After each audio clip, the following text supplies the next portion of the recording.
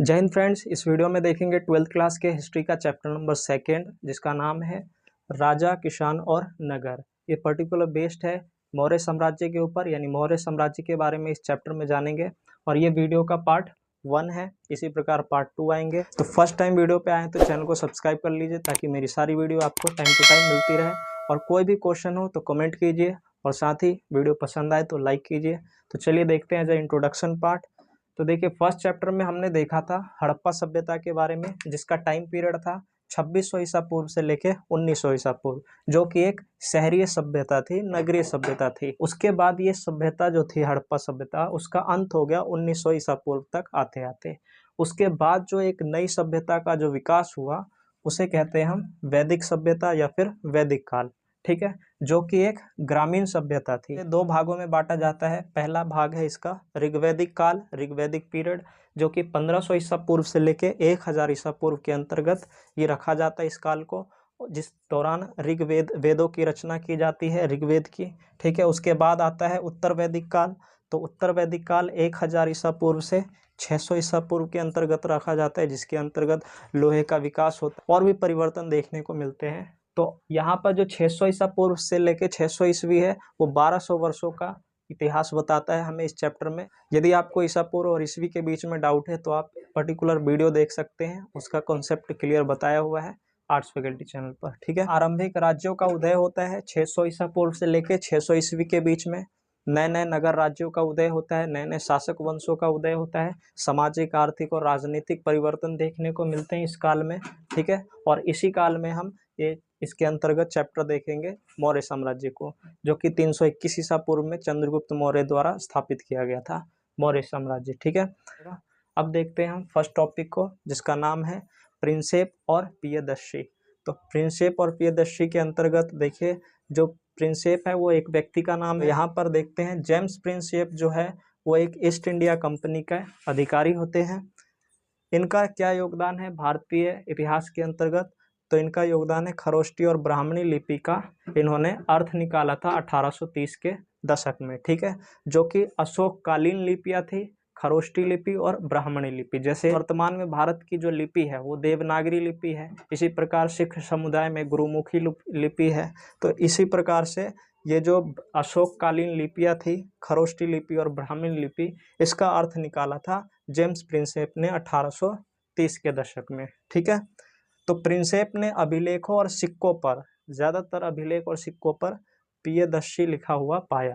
प्रियदर्शी का अर्थ है यहाँ पर मनोहर मुखाकृति वाला राजा, यानी कि देखने में सुंदर। ठीक है, साथ ही यहाँ पर कुछ अभिलेखों पर राजा का नाम अशोक लिखा हुआ मिला था।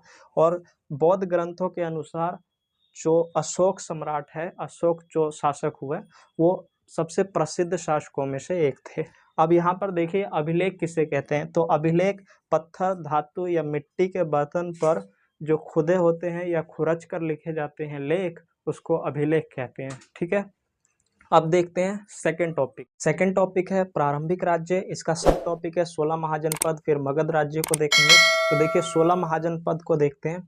भारतीय इतिहास में जो 6ठी शताब्दी ईसा पूर्व का काल है, यानी 600 ईसा पूर्व का जो काल है, वो बहुत ही परिवर्तन का काल माना जाता है। यानी बहुत सारे इस काल में चेंजेस देखने को मिलते हैं, परिवर्तन देखने को मिलते हैं। जैसे कि प्रारंभिक राज्यों का, प्रारंभिक नगर राज्यों का उदय होता है इस दौरान।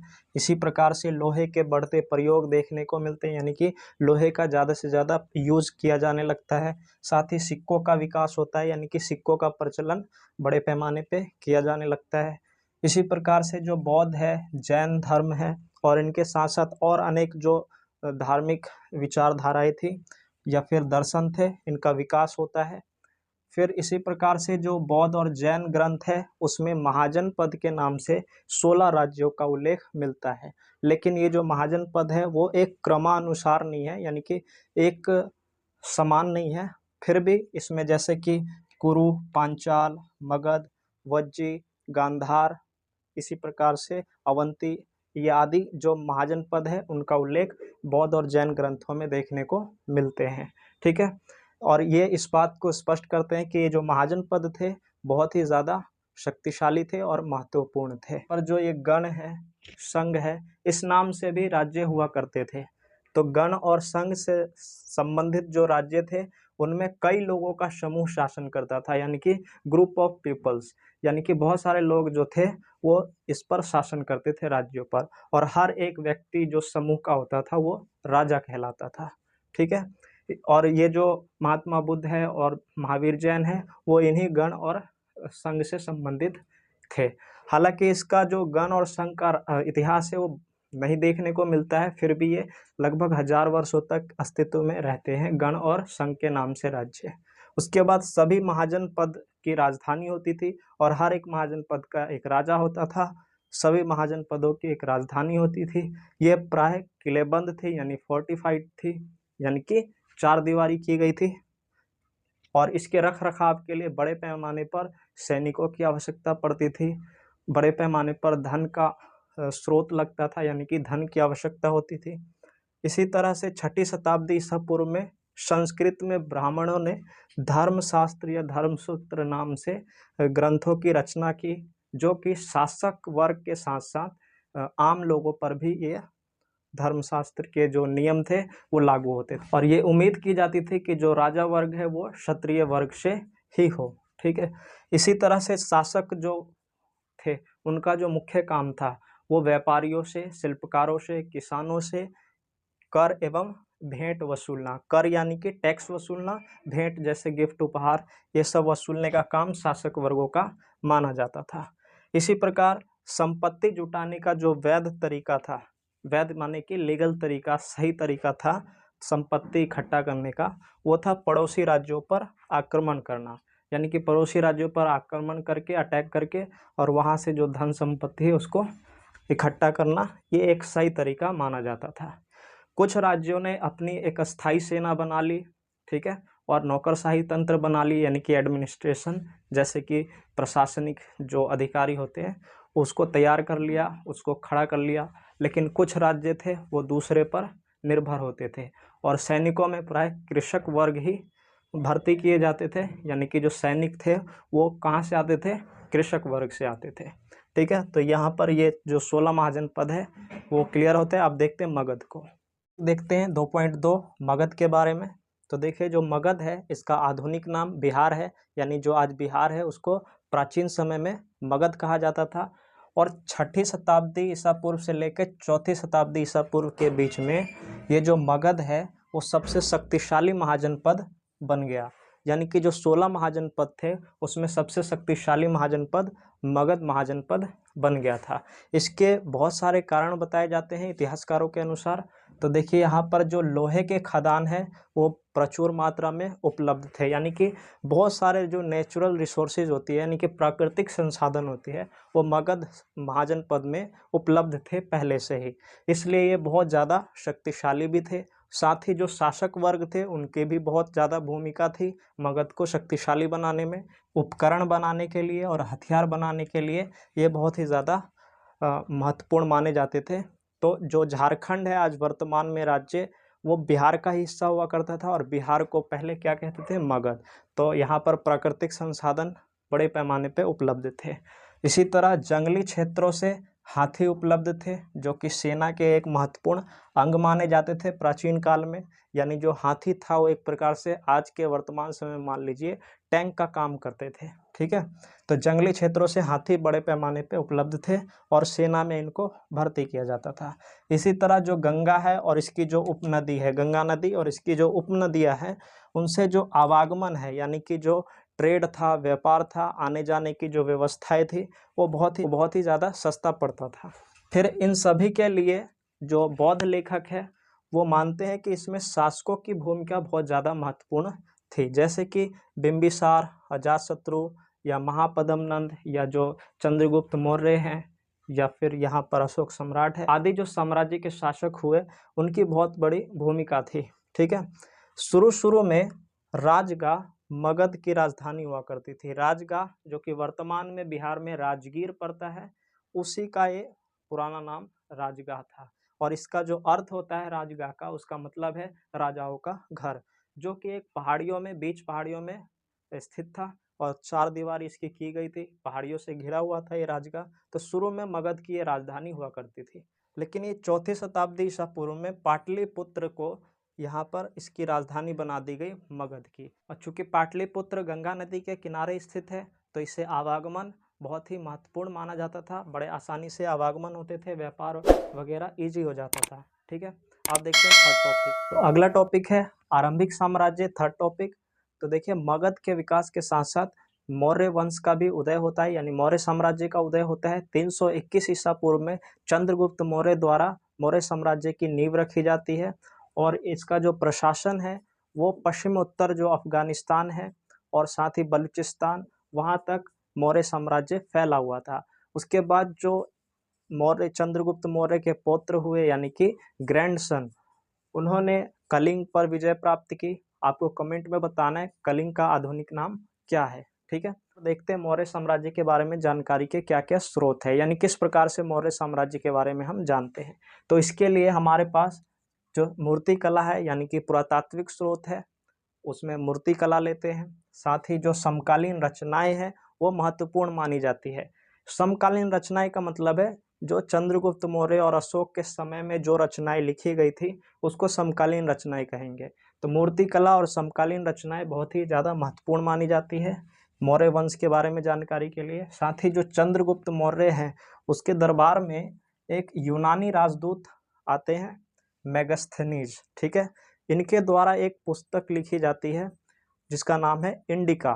तो इंडिका का आज अंश बहुत ही कम बचा हुआ है, लेकिन ये भी बहुत ज़्यादा महत्वपूर्ण है मौर्य साम्राज्य के बारे में जानकारी के लिए। ठीक है, मेगास्थनीज द्वारा लिखी गई इंडिका पुस्तक वेरी इंपॉर्टेंट ये वाले टॉपिक है, आप इसे जरूर अच्छे से कवर कीजिए। जो अर्थशास्त्र है ये बहुत ही ज़्यादा महत्वपूर्ण माने जाते हैं रचनाएं। ये कौटिल्य की रचना है जिसे हम विष्णुगुप्त भी कहते हैं, चाणक्य भी कहते हैं।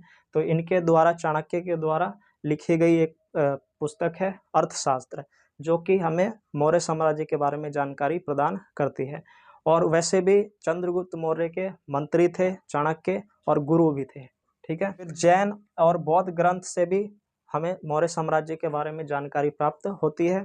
जैसे कि जैन धर्म को जो अपनाया था वो चंद्रगुप्त मौर्य ने अपनाया था, वहीं जो बौद्ध धर्म है उसे अशोक सम्राट ने अपनाया था। तो जैन और बौद्ध ग्रंथ भी बहुत ही महत्वपूर्ण है। इसी प्रकार जो पत्थर और स्तंभ पर लिखे अभिलेख है वो बहुत ही ज़्यादा मूल्यवान स्रोत माने जाते हैं।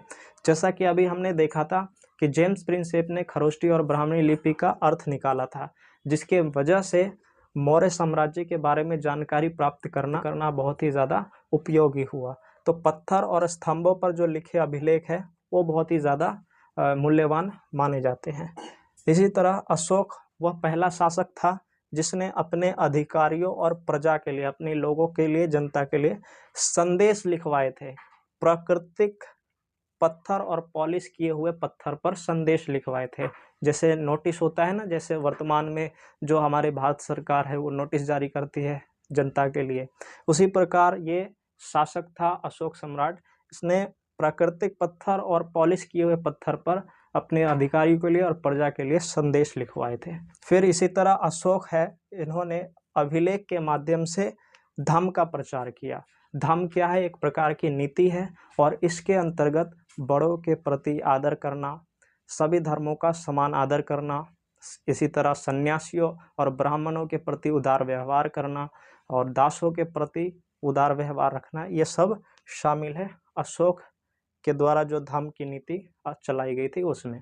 ठीक है, अगला टॉपिक है 3.2 साम्राज्य का प्रशासन, यानी कि प्रशासनिक व्यवस्थाओं को जानेंगे। तो देखिए मौर्य साम्राज्य में 5 प्रमुख राजनीतिक केंद्र होते थे। 5 कौन कौन से? तो पाटलिपुत्र एक, जो कि मौर्य साम्राज्य की राजधानी हुआ करती थी, एक। दूसरा है तक्षशिला, तीसरा है तोशली, चौथा है उज्जैनी, पांचवा है स्वर्णगिरी। तो ये 5 प्रमुख राजनीतिक केंद्र थे साम्राज्य के और ये हमें अशोक के अभिलेख से प्राप्त होते हैं। ठीक है, इसके बारे में। और यहाँ पर जो ये साम्राज्य थे वो एक समान नहीं थे, यानी कि जो साम्राज्य में शामिल क्षेत्र थे वो बड़े ही भिन्न भिन्न थे, विविधताओं से भरा हुआ था। कहाँ अफगानिस्तान का जो पहाड़ी क्षेत्र है और कहाँ जो ये उड़ीसा है तटवर्ती क्षेत्र है। तो इतने बड़े साम्राज्य में फैला हुआ था मौर्य साम्राज्य, लेकिन यहाँ पर जो क्षेत्र थे वो एक जैसे नहीं थे, विभिन्नताएं थी। तो संभवतः ये राजधानी जो थी यानी कि जो पाटलिपुत्र और उसके आसपास के क्षेत्रों में जो शासन है वो बहुत ही बेहतरीन ढंग से रहा होगा और कड़ी नियंत्रण वहाँ पर रखी जाती होगी, लेकिन संपूर्ण क्षेत्र में ऐसा नहीं रहा होगा। तक्षशिला है और उज्जैनी है वो लंबे व्यापारिक मार्ग पर स्थित थे, और जो स्वर्णगिरी है वो कर्नाटका में स्थित है, जो कि सोने के लिए प्रसिद्ध थे। वो मेगास्थनीज के अनुसार बताया जाता है कि एक समिति थी और 6 उप समिति थी, यानी शासन प्रशासन के व्यवस्थाओं को संचालित करने के लिए एक समिति, 6 उप समिति। तो उसमें जो पहली समिति है वो है नौसेना का संचालन करना, उसका काम। फिर दूसरी उप समिति का काम हो गया यहाँ पर यातायात और खान पान का संचालन करना। तीसरी जो समिति है वो पैदल सैनिकों का संचालन करना। चौथी अश्वरोहियों का संचालन करना। पांचवी है यहाँ पर रथारोहियों का संचालन करना। छठा है यहाँ पर हाथियों का संचालन करना। तो इस प्रकार से ये 6 उप समिति थी, ठीक है। और अन्य जो दूसरी उप समिति थी उसके भी काम होते थे, जैसे कि उपकरण ढोने के लिए बैलगाड़ियों की व्यवस्था करना, जैसे सामान वगैरह ढोने के लिए। फिर इसी तरह सैनिकों के खान पान के लिए उसके ठहरने के लिए व्यवस्थाएं करना। फिर जानवरों के चारा पानी के लिए व्यवस्थाएं करना। ये सभी भोजन की व्यवस्थाएं करना अन्य उप समिति का काम होता था, ठीक है। और अशोक ने भी अपने साम्राज्य को अखंड बनाने के लिए धम्म का प्रचार किया, और धम्म नीति को अभी हमने देखा था, और धम्म नीति को लागू करने के लिए धम्म महामात नाम से अधिकारियों की भी नियुक्ति किया था, ठीक है, अशोक सम्राट ने। और अब देखते हैं हम 3.3 मौर्य साम्राज्य के बारे में कि ये कितना महत्वपूर्ण था, ठीक है। इसे हम ऐसे ही समझ लेते हैं, एक क्वेश्चन मार्क के रूप में है। तो देखिए 19वीं शताब्दी में जब भारतीय इतिहास की रचना की जा रही थी तो मौर्य साम्राज्य को एक महत्वपूर्ण काल के रूप में देखा गया। इसी प्रकार जो मौर्य साम्राज्य है वो उसकी जो देन है वास्तुकला, मूर्तिकला के रूप में बहुत ही ज़्यादा उल्लेखनीय रही है, ठीक है। जैसे कि सांची का स्तूप आप देख सकते हैं, अशोक के द्वारा बनवाया गया था। फिर इसी तरह प्रस्तर जो मूर्तिकला के उदाहरण देखने को मिलते हैं वो भी अशोक के कालीन में देखने को मिलते हैं। जैसे कि आप ये देख सकते हैं, एक चिन्ह है जिसे हम कहते हैं सिर सिंह, जो कि प्रस्तर यानी कि पत्थर से बनी हुई थी। ये हमारा एक प्रकार से राष्ट्रीय चिन्ह भी है, नेशनल एम्बलम भी है ये, ठीक है, जो कि अशोक के द्वारा बनवाया गया था। अब देखिए यहाँ पर कितना महत्वपूर्ण था। तो मौर्य साम्राज्य 150 वर्षों तक लगभग शासन करता है, जो कि भारतीय उपमहाद्वीप के इस लंबे इतिहास में बहुत बड़ा काल नहीं माना जा सकता। इसी प्रकार देखेंगे तो जो साम्राज्य के संपूर्ण नियंत्रण था वो पूरी तरह से एक समान नहीं हुआ करते थे, यानी कि दक्षिण भारत में देखें, दक्षिण में उड़ीसा से नीचे वाले राज्य में, तो वहाँ पर शासन मौर्य साम्राज्य का नहीं था। और द्वितीय शताब्दी ईसा पूर्व आते आते नए नए राज्यों का उदय होने लगा था। तो उसे अब हम देखते हैं दक्षिण भारत के सरदार और सरदारियाँ। अगला टॉपिक है 4th टॉपिक, राजधर्म के नवीन सिद्धांत, और इसका जो सब टॉपिक है 4.1 दक्षिण के राजा एवं सरदार। तो दक्षिण भारत के बारे में थोड़ी सी जानकारी है, तो देखते हैं। भारत के जो दक्कन और दक्षिणी में जो स्थित तमिलकम क्षेत्र थे, जिसमें आंध्र प्रदेश, तमिलनाडु और केरल के कुछ हिस्से शामिल थे, उसे तमिलकम कहा जाता था। तो इन क्षेत्रों में चोल, चेर, पांड्य जैसे सरदारियों का उदय होता है, और ये जो राज्य हैं बहुत ही ज़्यादा समृद्ध थे, संपन्न थे। और तमिल संगम ग्रंथों में ऐसी कविताएं मिलती है जो हमें सरदारों के बारे में विवरण देती है, यानी कि सरदारों के बारे में हमें जानकारी प्रदान करती है। तो दक्षिण भारत के इतिहास को जानने के लिए जो एकमात्र ग्रंथ है वो है संगम ग्रंथ, ठीक है। तो संगम ग्रंथ को आप याद रखेंगे। और देखिए कई सरदार और राजा जो थे वो लंबी दूरी के व्यापार द्वारा कर जुटाते थे, यानी कि जो राजस्व है, जो टैक्स है, उसको कलेक्ट करते थे। वो किसके माध्यम से?